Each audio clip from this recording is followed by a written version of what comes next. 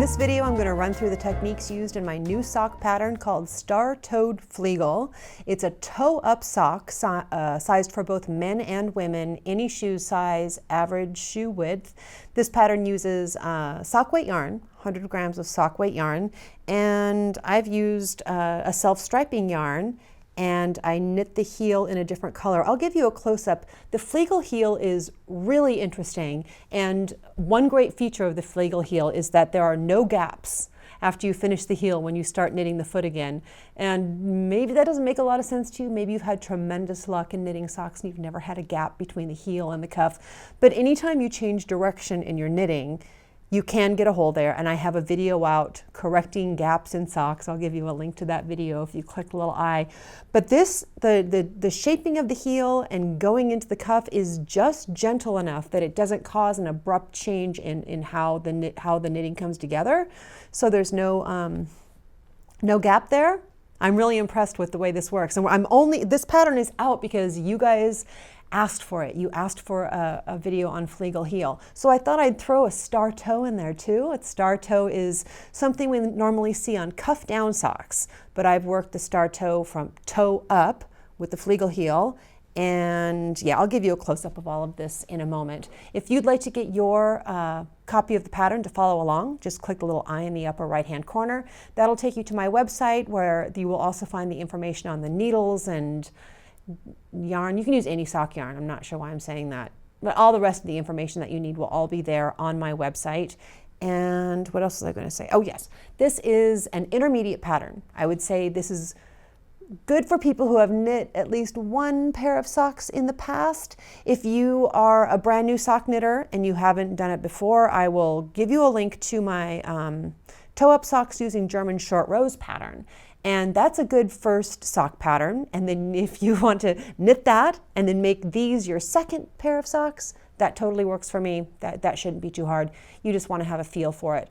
Also, you can knit these using your favorite method of knitting socks, whether that's double pointed needles or 9-inch circulars or flexi flips or sock wonders, or I'm going to show you what I'm doing because I'm kind of excited about it, the way I'm knitting this. All of that aside, we really have to start on double pointed needles. There are going to be diehard magic loop fans who are going to say, no, I'm going to start on magic loop. Okay, you do you. But I'm going to demonstrate it on double pointed needles before I switch to different needles, because it's easier, I think, to do the toe with double pointed needles. Okay, I think I said all of the things. Go to my website to get your copy of the pattern, and next up we're going to take a good look at the socks and get started with the star toe.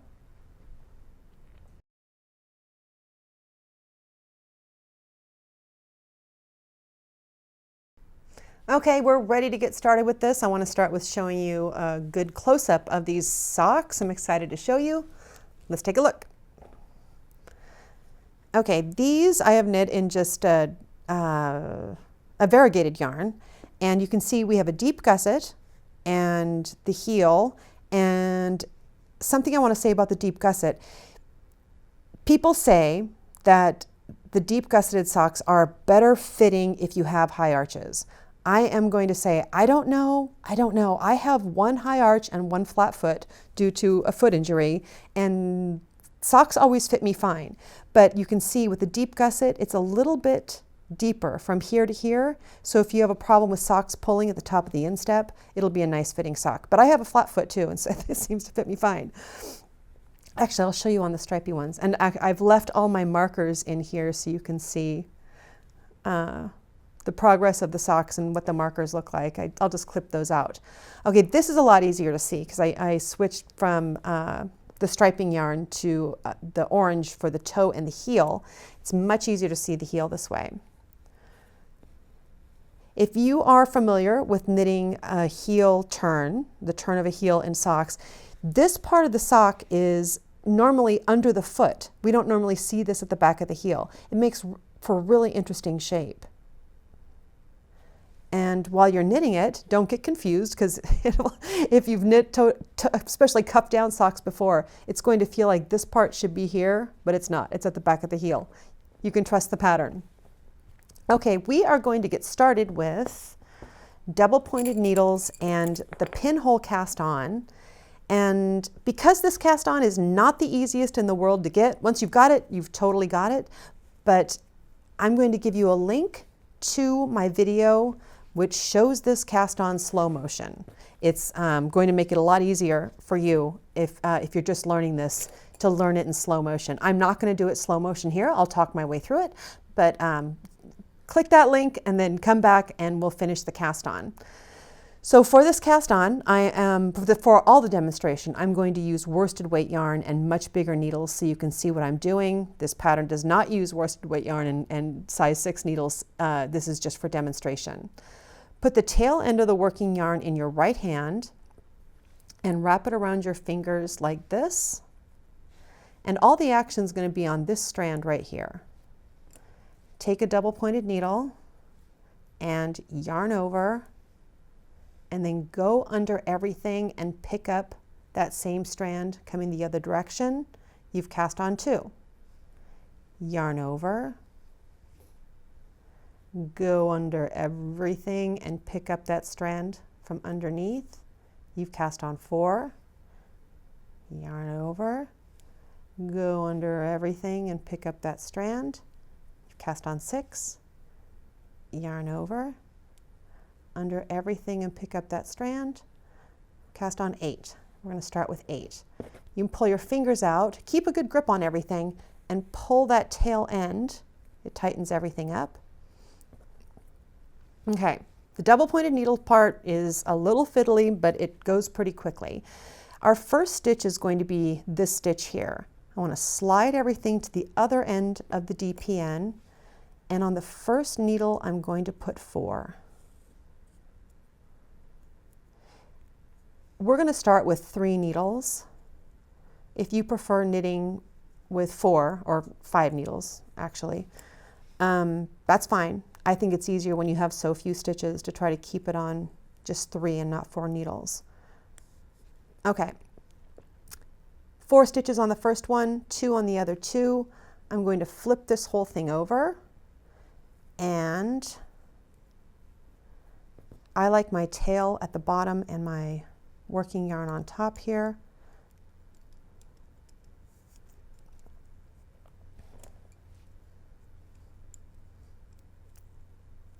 And we're going to start increasing right away. I'm going to knit 1 and KFB, knit front back, a 1 stitch increase, and knit 1 KFB,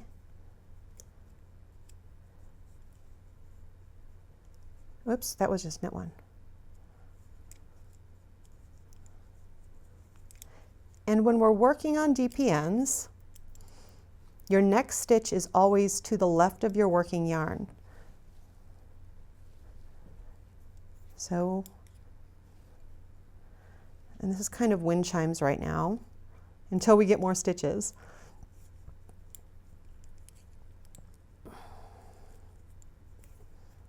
Knit 1, KFB. So this gets repeated 4 times around.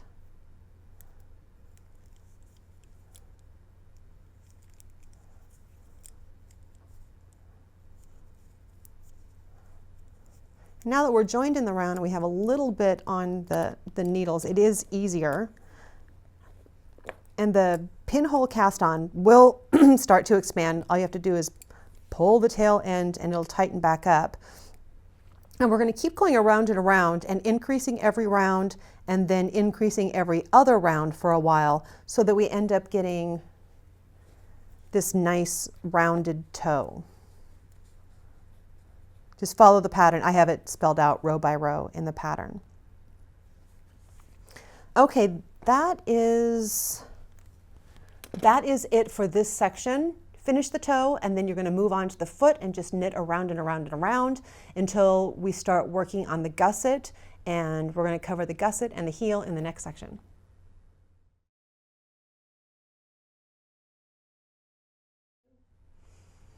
Okay, if you finish the toe and finish the foot, just knitting around and around plain, you're ready to get started with the gusset.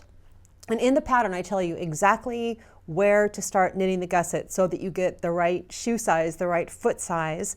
And if you are unsure of how long someone's foot is, I actually have, I'll link to a chart. There's a chart on Zappos that gives exact shoe sizes with the number, with the length of that foot, so you can tell exactly when you can start knitting the gusset. That's what I have to do because I'm actually knitting socks right now for my mom for Christmas, and she has itty bitty tiny feet, and so I have to refer to that Zappos chart to know exactly how to knit a 5.5, a women's size 5.5 sock. Okay, enough of that. Let's talk about knitting the gusset. Okay, I've got my sample here, my worsted weight sample here, and these are the little markers that you see everywhere. It is just some yarn that I've put in to mark that. And if you have these markers in, like I showed you on this one, if you put these markers in everywhere, I tell you in the pattern, it makes it really easy to make a second sock to match, because you just count between these two to know how long to make the foot, and count from here to know exactly how to make the next sock, how long to make the next sock, so they match each other. Okay, so here I have, I need some stitch markers. I have this ready to go. I'm on 9-inch circulars, and that's something that I wanted to talk about. I'm not exactly on 9-inch circulars. I'm on something kind of different. I'm on 9-inch circulars with one long needle and one short needle. And the short needle makes it possible for us to knit in this tiny of a circumference, but the long needle gives us a lot of flexibility for working increases, working decreases.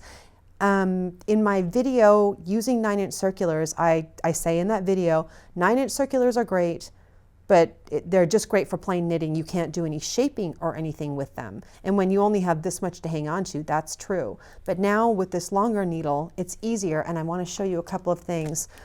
These are Addi. They're called Addi Easy Knits in the US, or Addi Sock Wonders in Europe. And these are a fixed set of needles with a longer needle that you hold in your right hand. This is my favorite way of knitting socks right now. That's why I'm sharing this with you guys. And it's going to come in handy when we're turning the heel. And this is actually what I'm using right now, this is an interchangeable needle set for 9-inch, 9, I can't remember all the lengths, 9, 12, and 14-inch circulars. And it gives you tips in the same size for longer and shorter, and you just attach them to the cord that you need. That's what I'm using here. That's what I'm using on these socks that I'm knitting for my mom. And well, we'll talk about this in a minute when we get to the gusset, how this comes in handy in another way. It's just much more comfortable to have a little bit more to hang on to. That's why I wanted to talk about these. So I'm on these 9-inch circulars, or with the long needle in my right hand. I'm ready to start the gusset increases. And I don't have you placing any markers until the next round, because it's just, with make ones and markers, it's not that easy. First thing we're going to do is a make one right. So I'm going to pull up the bar between the two stitches and put my left needle in from back to front and knit that stitch through the front loop. And then follow the instructions for your size for just knitting across the instep stitches.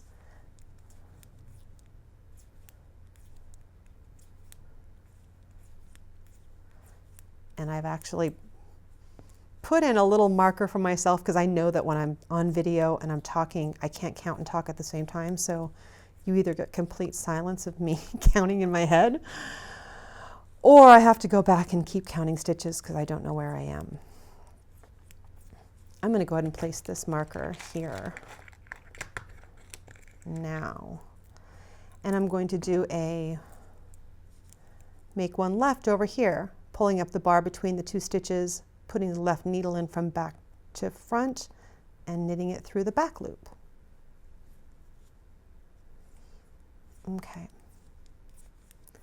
And that you're going to alternate that, following the pattern. You're going to alternate that, and that is what is going to give us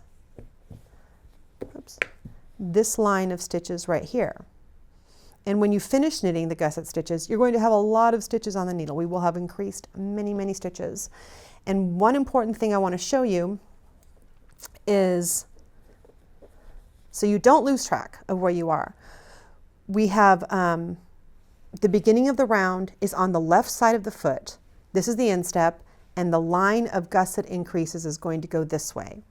And in the pattern, I make it really clear about where you are and how we're moving things around, because we are going to move the marker at the beginning of the round. But right now, the gusset increases are here. The beginning of the round is at the left side of the foot. So don't get confused about that. And this is, whoops, where is my yarn? I stuck it inside the sock. Okay, this is the gusset finished. And so now we're going to talk about the most exciting thing, which is turning the heel. And at this point, the beginning of the round is still on the left side of the foot, and we're going to change that right now. Knit across the gusset stitches on the left side of the foot.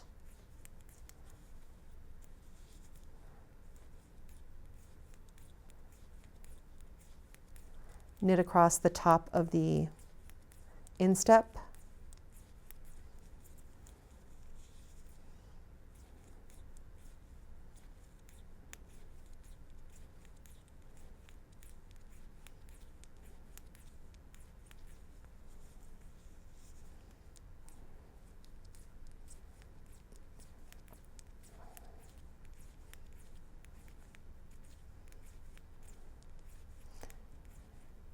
Knit across the gusset stitches on the right.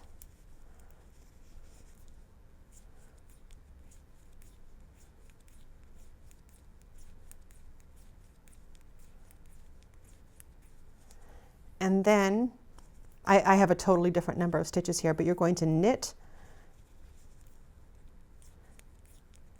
to the center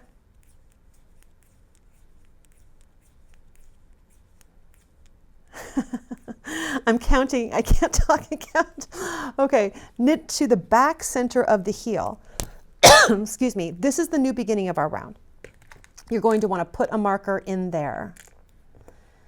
And then follow the instructions for the short rows, which will look something like this. I'm going to knit two together. There's no wraps, no picking up wraps. Knit one, turn work. And this is where I want to talk about this needle set, because when it gets to this point, we're going to be working wrong side rows, and you see I have this itty bitty needle in my right hand, this itty bitty short needle. I can replace this with a long needle for the heel stitches. Just pop this tip off and put a longer one on, so I have a long one on both one, because I'm working both right and wrong side rows. Makes it really easy to work the wrong side rows. Anyway, I didn't want to forget to tell you that. Okay, now I'm ready to work the first wrong side row. I'm going to slip one, purl 5,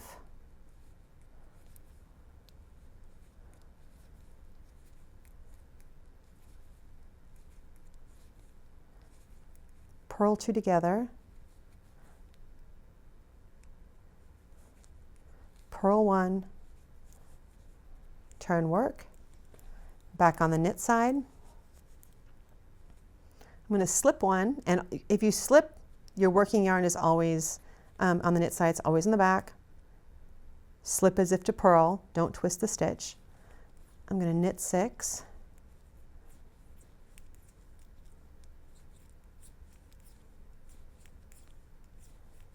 And in the pattern, I have it spelled out exactly how many to knit and purl for turning the heel, but you'll see when you knit the number, you'll see that there's a big gap between the next 2 stitches, and those are the ones that you're going to knit together. Knit 2 together, knit 1, turn work. When you're slipping on the purl side, the yarn is in front, and you slip it as if to purl. Purl 7.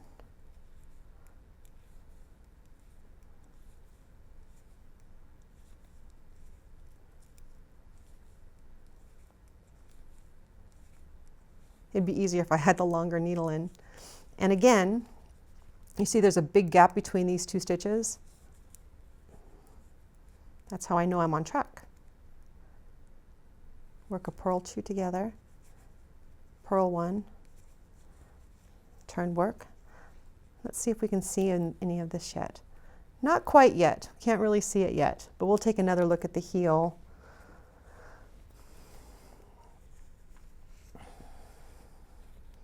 On my stripy socks.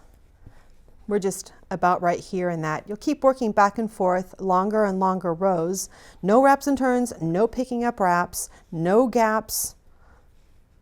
It's a pretty great heel. I'm really happy with it. That's why I'm knitting another pair for my mom for Christmas, because I'm enjoying it so much.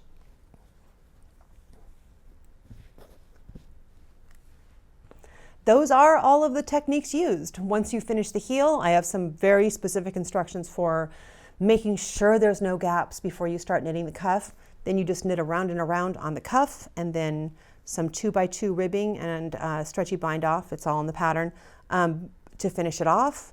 And you have socks. I am enjoying this pattern so much. The star toe was really fun. The Fleegle heel was really fun to learn and design with. I hope you guys enjoy this too. Good luck.